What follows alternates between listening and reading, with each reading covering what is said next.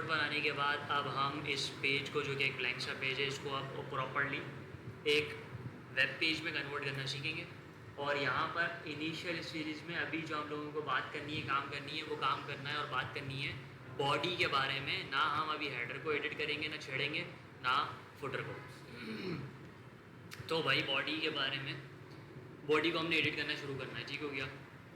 PhD में भी ये है आपका हेडर और ये है आपका फुटर, जिसको हमें कोई छेड़ाछाड़ी नहीं करनी, हमें सिर्फ यहाँ से लेकर यहाँ तक का एरिया क्रिएट करना है, बस बॉडी, ठीक हो गया। तो वेब पीएचडी को वेबसाइट में कन्वर्ट करने के लिए वर्डप्रेस पर आपके पास डिफरेंट पेज बिल्डर्स आते हैं, ठीक हो गया। तो एक आपके पास जो आज हम लोग स्टार्ट कर रहे हैं, दो हम लोग पेज बिल्डर्स पढ़ेंगे। एक आपके पास जो हम आज स्टार्ट कर रहे हैं उसका नाम है विजुअल कंपोजर, VC, ठीक हो गया। और ये एक प्लगइन है। इस प्लगइन को ऐड करने के लिए, अभी ऐड नहीं है आपके पास, ऐड करने के लिए आप जाओगे ऐड न्यू प्लगइन पर, वरना इंस्टॉल प्लगइन पे जाके ऊपर ऑप्शन आ रहा होता है ऐड न्यू का, उस पर क्लिक कर दोगे तो चले जाओगे।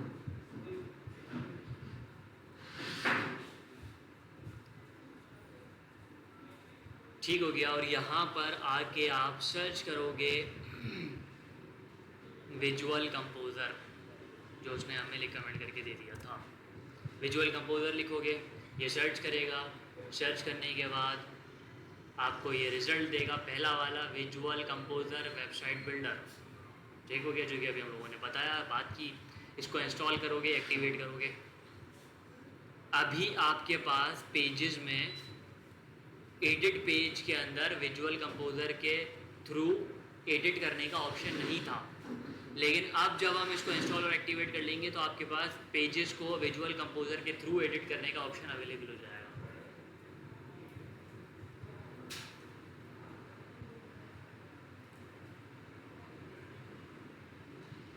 स्लाइसिंग की एक वीडियो मैं सेंड कर दूंगा आप लोग, आपको यूट्यूब पर रखी हुई है चैनल पे पिक्सल हाउस के, तो वो देख लेना अगर कोई स्लाइसिंग में मसला हो तो। ठीक हो गया, एक्टिवेट करोगे।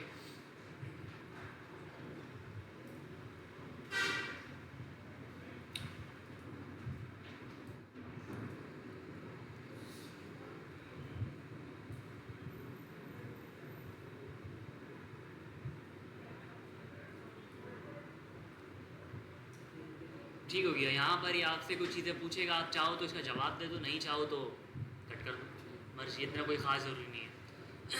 ठीक हो गया।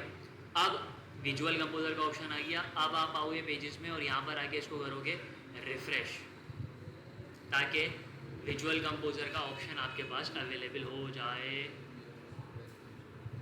ठीक हो गया।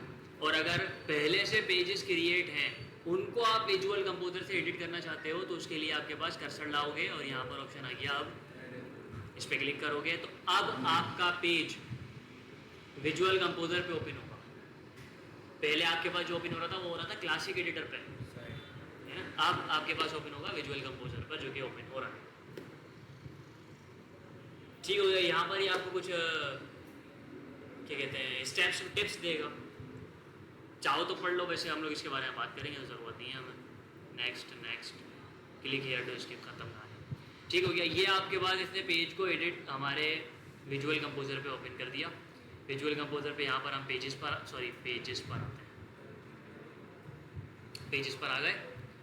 पेजेस पर आने के बाद यहाँ पर इस तरीके का ये बोल रहा है कि आपका इंटरफेस इस वक्त है आपके पेज का, जो कि बिल्कुल सही बोल रहा है। डन हो गया।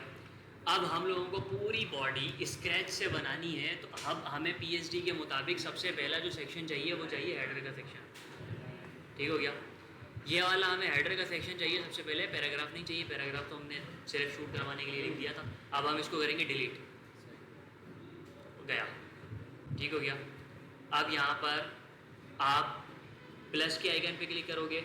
प्लस के आइकन पे क्लिक करने के बाद यहाँ पर आपके पास साइड के अंदर एलिमेंट्स ओपन हो जाएंगे विजुअल कंपोज़र के। ये सारी के सारी एलिमेंट्स ने ओपन कर दिए। आपको बटन चाहिए, आपको हेडिंग चाहिए, आपको आइकन चाहिए, आपको जो भी चाहिए वो सब आपको यहाँ मिलेगा। ठीक, फिलहाल हमें सबसे पहली जो चीज़ चाहिए वो चाहिए हेडर में हेडिंग। ठीक हो गया। हेडिंग को शूट करवाने के लिए आपके पास आ रही है, ये रही हेडिंग, वरना आपको मिल नहीं रही तो आप ऊपर सर्च बार में भी लिख सकते हो, तो आपको यहाँ सामने ही आ जाएगी। आपने इसको ड्रैग करना है, यहाँ पर आपने इसको ड्रॉप कर देना है। हेडिंग आ गई आपके पास, ठीक हो गया। इस हेडिंग में मुझे मेरी मर्जी का टेक्स्ट चाहिए, तो यहाँ पर आपके पास टेक्स्ट को एडिट करने का ऑप्शन।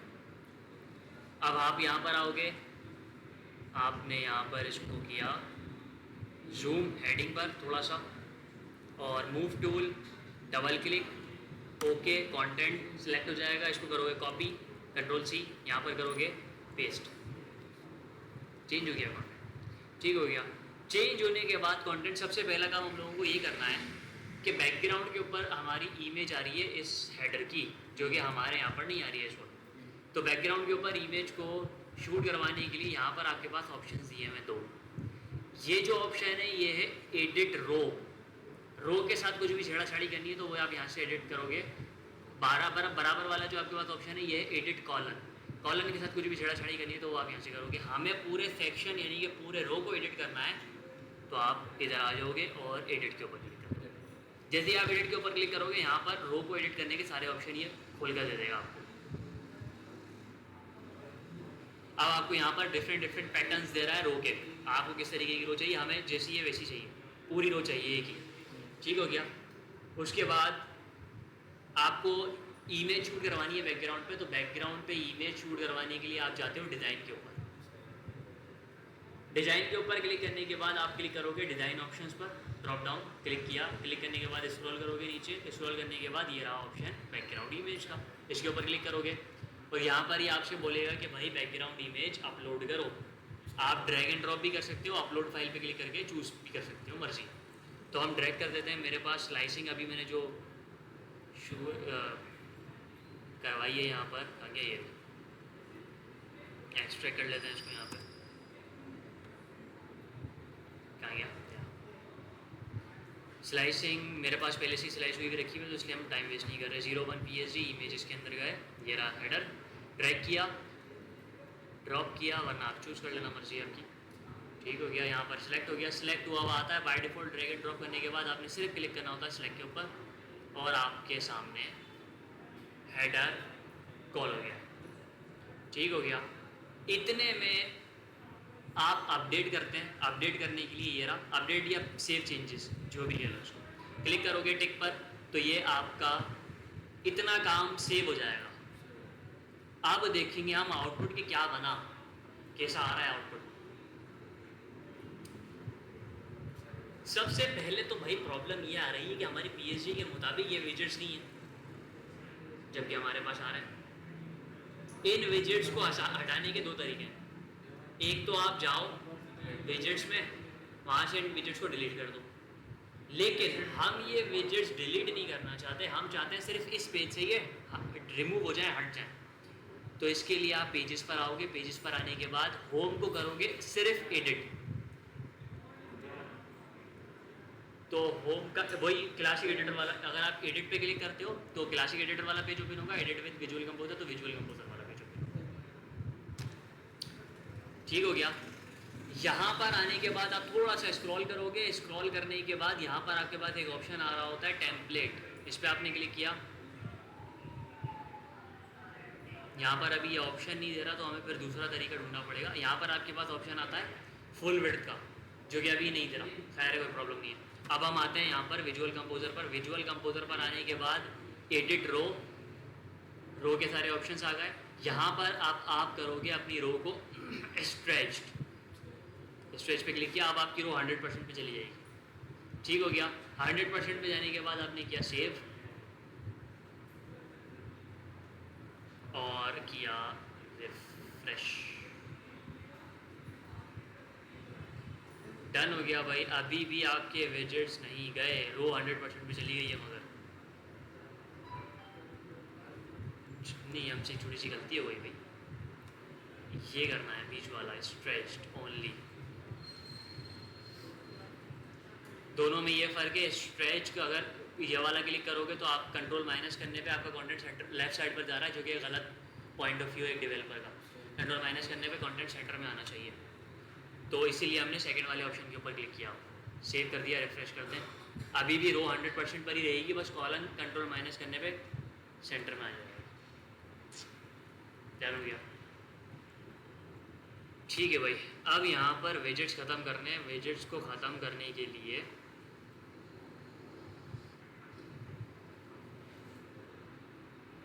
मेरे ख्याल से हमारे पास विजिट्स को ख़त्म करने के लिए इसके ऑप्शंस अवेलेबल नहीं हैं।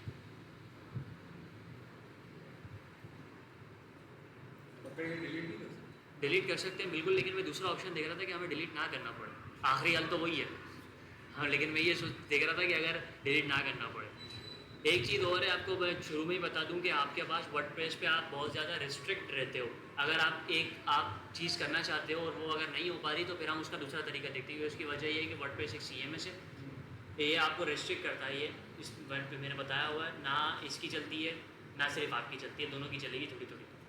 तो अभी यहाँ पर ये स्टेप फुल विड्थ का ऑप्शन नहीं दिया हुआ हमें, लेकिन एलिमेंटर पे देता है जो हम लोग पढ़ेंगे आगे चल के। तो खैर डिलीट करने पड़ेंगे फिर विजिट्स, क्या करें भाई। और अपीयरेंस विजिट्स पे गए, रिमूव कर दो विजिट्स को, क्लिक किया, डिलीट कर दिया, क्लिक किया, डिलीट कर दिया। इनका साइज छोटा नहीं हो, साइज छोटा, लेकिन हमें PSG के मुताबिक चाहिए ही। डिलीट कर दिया पूरे तो, और अब आ जाओ यहाँ पर, रिफ्रेश करके चेक करो भाई।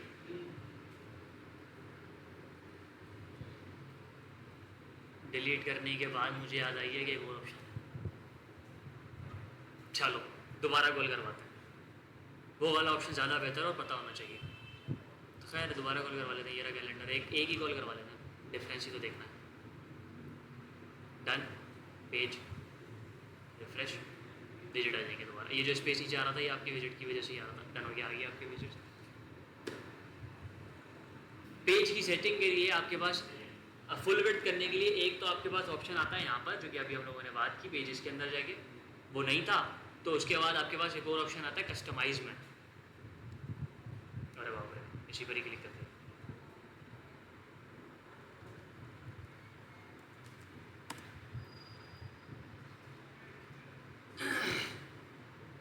ठीक हो गया, कस्टमाइज के बारे में हम लोगों ने बात कर ली थी। थीम के ऑप्शंस, हम थीम के अंदर ये चेंजिंग कर देंगे कि हर पेज के ऊपर हर पेज 100% की विड्थ ले। जब हर पेज 100% की विड्थ लेगा तो विजिट्स को जगह नहीं मिलेगी, तो विजिट्स आएंगे ही नहीं। ये कर देंगे। ठीक हो गया। तो इसके लिए आप स्क्रॉल करके नीचे आओगे और यहाँ पर आप आओगे जनरल ऑप्शंस पर। जनरल ऑप्शंस पे आने के बाद आप आओगे जनरल सेटिंग्स पर। जनरल सेटिंग्स पे क्लिक किया, यहाँ पर आपसे पूछ रहा है पेजेस का लेआउट क्या होना चाहिए। इस वक्त हमारे पास जो है वो ये है कि लेफ्ट साइड पे हमारा कॉल किया हुआ कंटेंट, राइट साइड के ऊपर विजिट्स आएंगे। हम चाहते हैं कि हमारा कंटेंट पूरे 100% पे आना चाहिए, तो आप क्लिक कर दोगे फुल विड्थ, ख़त्म कहानी, विजिट्स अब चले जाएंगे। पब्लिश, रिफ्रेश और कहानी ख़त्म। अभी भी एक प्रॉब्लम है छोटी सी, दिखाता हूँ। बीच में ये स्पेस आ रहा है, ये स्पेस है डिफ़ॉल्ट पैडिंग का, जो कि टॉप और बॉटम से शूट कर रही है। इस पैडिंग को ख़त्म करने के लिए भी आपके पास यहाँ पर ऑप्शन है कंटेंट पैडिंग, जो कि कर दोगे आप 0 0 0, ख़त्म कहानी। पब्लिश, अब कोई फालतू स्पेसिंग नहीं आ रही। ठीक हो गया भाई, आपका हेडर कॉल हो चुका है, हेडिंग कॉल हो चुकी है। आप इसको एडिट कर लो। एडिट करने के लिए हम दोबारा अपने विजुअल कंपोजर पर आते हैं, हेडिंग के ऊपर कर्सर लाते हैं और हेडिंग के ऊपर जैसे ही कर्सर लाएंगे एडिट के ऊपर क्लिक करेंगे। एडिट करने के लिए जैसे एडिट पे क्लिक करेंगे यहाँ पर सारे ऑप्शन आ जाएंगे। CSS शूट करवानी है, मतलब फ़ॉन्ट साइज, फ़ॉन्ट फैमिली वगैरह, उसके लिए आप आओगे डिज़ाइन के ऊपर। डिज़ाइन पे आने के बाद आपने क्लिक करना है टाइपोग्राफी पे, और टाइपोग्राफी पे आपको सबसे पहले पूछ रहा है कि साइज़ क्या होना चाहिए। तो साइज़ देख लो भाई, PSG में कितना फ़ॉन्ट साइज़ है इसका। मूव टूल, F12, प्रॉपर्टीज़ में फ़ॉन्ट साइज, फ़ॉन्ट फैमिली वगैरह सब कुछ बताता है। आपने यहाँ पर इसको क्लिक किया। क्लिक करने के बाद ये फ़ॉन्ट फैमिली है, ऑसवर्ल्ड, 48 पिक्सल का फ़ॉन्ट साइज़ है, कलर कोड वाइट है। ठीक हो गया, तो फ़ॉन्ट साइज़ है 48। ठीक हो गया। सेंटर में आना चाहिए हेडिंग, तो सेंटर पे क्लिक कर दिया। यह अलाइनमेंट है लेफ़्ट, सेंटर, राइट। कलर होना चाहिए टाइटल का, यहाँ पर दोगे हेक्साकोड वाइट। ठीक हो गया, FFF। उसके बाद फ़ॉन्ट फैमिली ऑसवर्ल्ड होनी चाहिए, इस पर क्लिक किया, OS सेलेक्ट हुई भी आ गई, एंटर किया, चेंज हो गई फ़ॉन्ट फैमिली। ठीक हो, ये फ़ॉन्ट स्टाइल है, बोल्ड करना चाहते हो, थिन करना चाहते हो, वो सब कुछ कर सकते हो। बोल्ड है कि नहीं है? थोड़ा सा बोल्ड है, नहीं सही है, नॉर्मली आ रहा है, क्या लगता है? हाँ ठीक है, ज़रूरत पड़ेगी तो कर देंगे टेंशन। ठीक है भाई, इतने में क्या सेफ, और यहाँ पर आके करते हैं इसको रिफ्रेश। अपडेट होने के बाद अपडेट हो गया कंटेंट, डन हो गया भाई। ठीक, आपकी हेडिंग मिल गई कंप्लीट। हेडिंग के बाद हमें चाहिए पैराग्राफ पीएचडी के मुताबिक। ठीक हो गया। पैराग्राफ को कॉल करवाने के लिए आपने यहाँ पर क्लिक किया। अच्छा, हेडिंग के बाद आपको नया एलिमेंट चाहिए तो उसके लिए आप क्लिक करते हो नया एलिमेंट के लिए प्लस के आइकन पर क्लिक किया तो यहाँ पर आपके पास दोबारा सारे के सारे विजुअल कंपोजर के एलिमेंट्स आ जाएंगे। यहाँ पर आपने क्लिक करना है पैराग्राफ पर, जिसको आपके पास कहते हैं टेक्स्ट एडिटर। यहाँ पे टेक्स्ट एडिटर या टेक्स्ट ब्लॉक कहते हैं, सॉरी, या पैराग्राफ ड्रैग किया, हेडिंग के बाद लाके ड्रॉप करोगे। हेडिंग ये जो ब्लू है, ब्लू कलर आ रहा है, इसको ज़रा ध्यान में रखना। ऊपर आ रहा है तो इसका मतलब जब आप छोड़ोगे तो हेडिंग के ऊपर आएगा पैराग्राफ, बाद में आ रहा है तो इसका मतलब जब आप छोड़ोगे तो बाद में आएगा। तो बाद में ही चाहिए हमें, तो ड्रॉप कर दिया है। डिफ़ॉल्ट टेक्स्ट आ रहा है, वहाँ से टेक्स्ट कॉपी करो, यहाँ पेस्ट कर दो, हो गया काम। Move tool, content copy, control C, यहाँ पर आकर कर दिया पेस्ट, चेंज हो गया कंटेंट। कॉपीराइट लिखा आ रहा था, वो चला गया। क्या लिखा हमारा? कॉपीराइट। कॉपीराइट तो नीचे आ रहा है, अच्छा नीचे वो तो फुटर है, उसको तो अभी हमने छड़ा ही नहीं है। तो ये आ गया आपके पास आपका टेक्स्ट। अब इस टेक्स्ट को करोगे पूरा सेलेक्ट करने के बाद हमें टेक्स्ट चाहिए पीएचडी के मुताबिक सेंटर में, तो यहाँ पर आ रही है अलाइनमेंट सेंटर। मतलब इसे साइज खुद ही अपने हिसाब से कर देगा जितना नहीं, साइज़ हम बताएंगे अभी, फिलहाल हमने सेंटर में किया तो सेंटर में हो गया। साइज़ इसका देख लो कितना है पीएचडी में। ये फ़ॉन्ट फैमिली है, 20 पिक्सल का फ़ॉन्ट साइज़ है, कलर कोड वाइट है। 20 का फ़ॉन्ट साइज़ है, colour code sorry font family Arial है, 20 का फ़ॉन्ट साइज़ है। अब यहाँ पर हम आगे फंस गए, 20 का फ़ॉन्ट साइज़ ऑप्शन में है ही नहीं। तो अब इसके लिए हमें डेवलपर वाला माइंडसेट चाहिए, बताता हूँ। पहले चेंज करते हैं फ़ॉन्ट फैमिली, ये रहा, ठीक है। क्लिक किया, यहाँ पर आपको चाहिए एरियल, यही दिया हुआ नीचे ही, क्लिक कर दिया, एरियल हो जाएगा। एरियल होने के बाद आपका जो टेक्स्ट है वो बोल्ड नहीं होना चाहिए, नॉर्मल होना चाहिए, तो उसके लिए आप बोल्ड पे क्लिक किया और इसको कर दिया नॉर्मल। पैराग्राफ हमेशा नॉर्मल होता है, कभी बोल्ड नहीं होता, इसलिए। अब आपके पास 20 पिक्सल का फ़ॉन्ट साइज़ का ऑप्शन अवेलेबल नहीं है, तो अब आप करोगे इस पैराग्राफ को ओपन कोड पर। कोड पर ओपन करने के लिए यहाँ टेक्स्ट पे क्लिक कर दोगे, बस इसका कोड ओपन हो गया। अब यहाँ पर आपने लिखना है स्टाइल में कि हमें फ़ॉन्ट साइज़ चाहिए कितना, 20 पिक्सल, बस।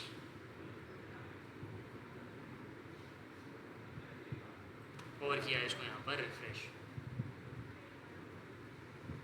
इसको किया यहाँ पे रिफ्रेश, ठीक हो गया भाई। सेंटर ऊपर वाला किया था उसको तो अपने फ़ॉन्ट साइज खुद लिखा था। उसमें ऑप्शन यही चीज़ कि कहीं पर आपको कोई ऑप्शन मिलता है, कहीं पर आपको कोई ऑप्शन नहीं मिलता, ये रेस्ट्रिक्शन है वर्डप्रेस की, तो हमें दूसरे तरीके पे जाना पड़ता है जब आपको ऑप्शन नहीं मिलता। ठीक हो गया। पैराग्राफ आइए, कलर चेंज करना भूल गए हम, तो कलर चेंज कर लो भाई, कोई टेंशन नहीं है।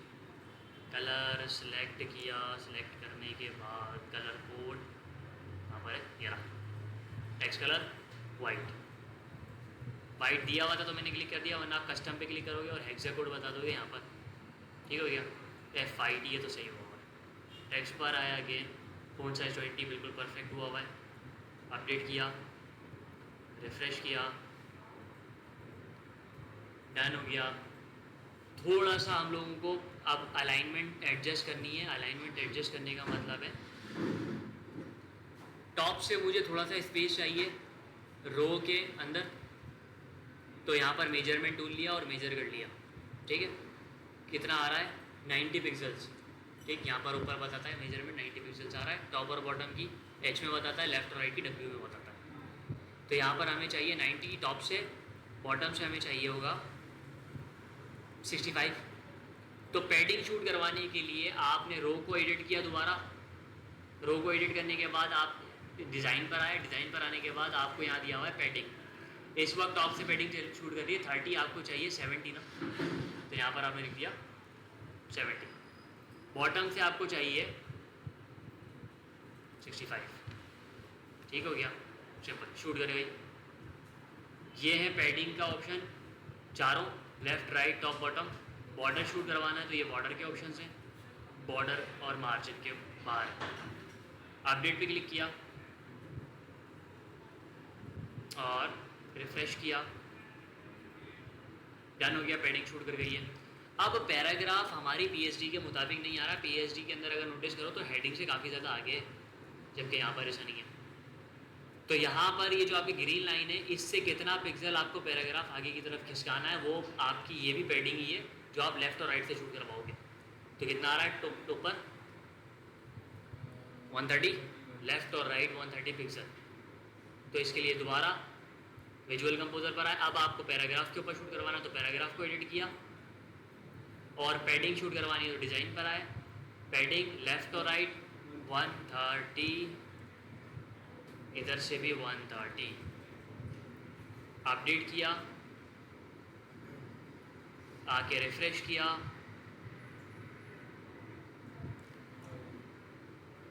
ठीक हो गया भाई। एक छोटी सी चीज़ हम लोग भूल गए, वो चीज़ है लाइन हाइट। एक लाइन और दूसरी लाइन के बीच का फासला, स्पेसिंग जो है, लाइन हाइट कहते हैं उसको हमारे डेवलपमेंट की लैंग्वेज में। तो यहाँ पर आपने मूव टूल लिया, दोबारा इसकी पे क्लिक किया, यहाँ पर इसकी प्रॉपर्टीज़ बताएगा। तो यहाँ पर आ रही है आपके पास लाइन हाइट फ़ॉन्ट साइज़ के बिल्कुल नीचे 33, जिसको फोटोशॉप की लैंग्वेज में, ग्राफिक की लैंग्वेज में लीडिंग कहते हैं, जो कि लिखा हुआ आ रहा था। तो खैर आप आए दोबारा पैराग्राफ पर, और पैराग्राफ ही सिलेक्ट हुआ हुआ है।